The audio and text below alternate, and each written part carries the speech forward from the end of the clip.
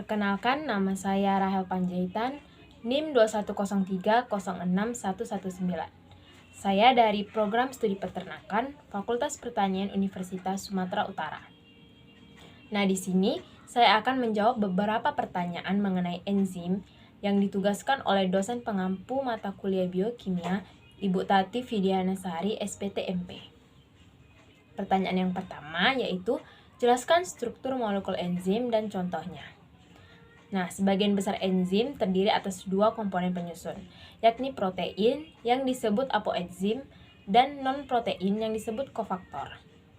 Bagian utama dari enzim yakni apoenzim. Berdasarkan kuat tidaknya ikatan kofaktor pada apoenzim, kofaktor dibagi menjadi 3, yaitu koenzim, gugus prostetik, dan ion-ion organik. Contohnya, enzim yang berupa senyawa logam seperti magnesium dan besi. Sedangkan koenzim yakni bagian enzim yang berupa senyawa organik seperti NAD, KOA, dan vitamin. Pertanyaan yang kedua, jelaskan dua model cara enzim bekerja. Yang pertama, model log and key. Model log and key adalah cara kerja enzim lama sejak tahun 1894. Dalam model ini, proses kerja enzim melibatkan sisi aktifnya yang memiliki bentuk geometri. Harus sesuai seperti bentuk geometri sehingga hanya substrat spesifiklah yang bisa masuk ke sisi aktif enzim.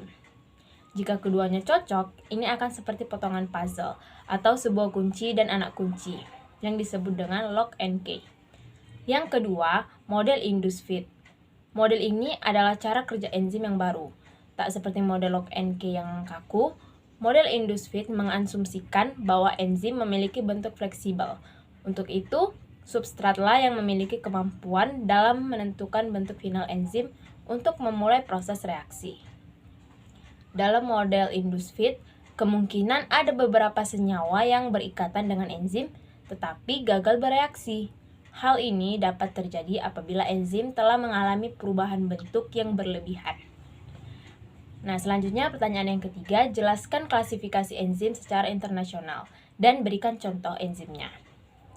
Menurut IUB atau International Union of Biochemistry, mengklasifikasikan enzim ke dalam 6 golongan enzim, yaitu yang pertama oksidoreduktase, yang mengkatalisis reaksi oksidasi dan reduksi, atau pemindahan elektron atau ion hibrida atau atom hidrogen.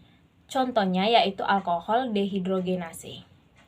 Yang kedua, transferase, yang mengkatalisis reaksi pemindahan gugus dari suatu molekul donor ke molekul aseptor. Contohnya yaitu heksokinase. Yang ketiga, hidrolase, yang mengkatalisis reaksi pemecahan hidrolistik. Contohnya yaitu tripsin. Yang keempat, liase, yang mengkatalisis pemecahan CC, CO, dan CN dan ikatan lain dengan eliminasi yang menghasilkan ikatan rangkap dan juga penambahan gugus pada ikatan rangkap. Contohnya yakni piruvat dekarboksilase. Yang kelima, isomerase, yang mengkatalisis pemindahan geometrik dan struktural dalam suatu molekul tunggal. Contohnya maleat isomerase. Yang keenam, ligase, yang mengkatalisis penggabungan bersama dua molekul. Contohnya yaitu piruvat karboksilase. Selanjutnya, pertanyaan yang keempat, jelaskan sifat-sifat enzim. Secara umum, enzim memiliki setidaknya 6 sifat yang khas. Yang pertama, enzim hanya mengubah kecepatan reaksi. Jadi, enzim tidak mengubah produk akhir yang dibentuk atau mempengaruhi keseimbangan, hanya meningkatkan laju suatu reaksi. Yang kedua, enzim bekerja secara spesifik. Maka dari itu, enzim hanya mempengaruhi substrat tertentu. Ketiga, enzim merupakan protein. Oleh karena itu, enzim memiliki sifat seperti protein, antara lain bekerja pada suhu optimum, umumnya pada suhu kamar. Dan yang keempat, enzim diperlukan dalam jumlah sedikit sesuai dengan fungsinya sebagai katalisator. Lalu yang kelima, enzim bekerja secara bolak-balik. Reaksi-reaksi yang dikendalikan enzim dapat berbalik. Kemudian keenam, enzim dipengaruhi oleh faktor lingkungan.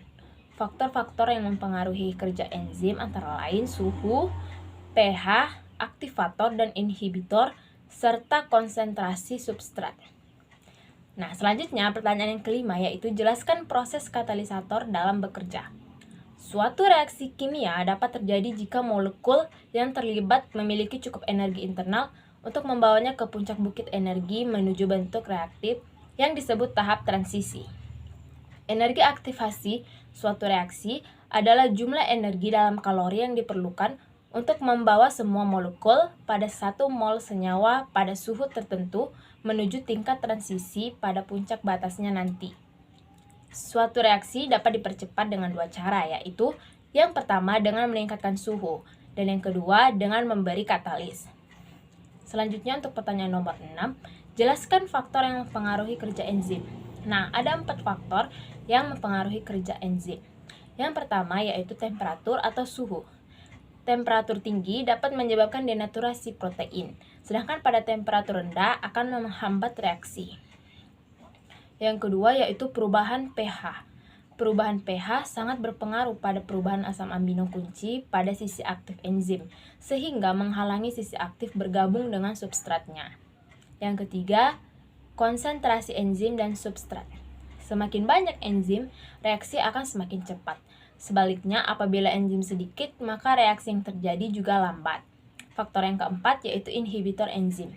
Inhibitor menghambat kerja enzim sehingga reaksi akan turun. Nah, pertanyaan yang terakhir yaitu jelaskan bagaimana mekanisme feedback inhibition dapat terjadi pada enzim. Mekanisme feedback inhibitor yang disebut juga inhibitor umpan balik dapat dilihat dari skema berikut. Huruf A, B, dan C yang merupakan substrat. Semua makanan yang kita makan mengandung zat gizi yang berbeda-beda pada karbohidrat, protein, dan lemak. Di dalam tubuh terdapat substrat dengan bantuan enzim E1, E2, E3, dan E4 yang akhirnya menghasilkan produk akhir L-isoleucin. Ini justru akan mengganggu penghambatan aktivitas salah satu enzim. Baiklah, sekian yang dapat saya jelaskan. Mohon maaf apabila ada kesalahan kata. Saya ucapkan terima kasih.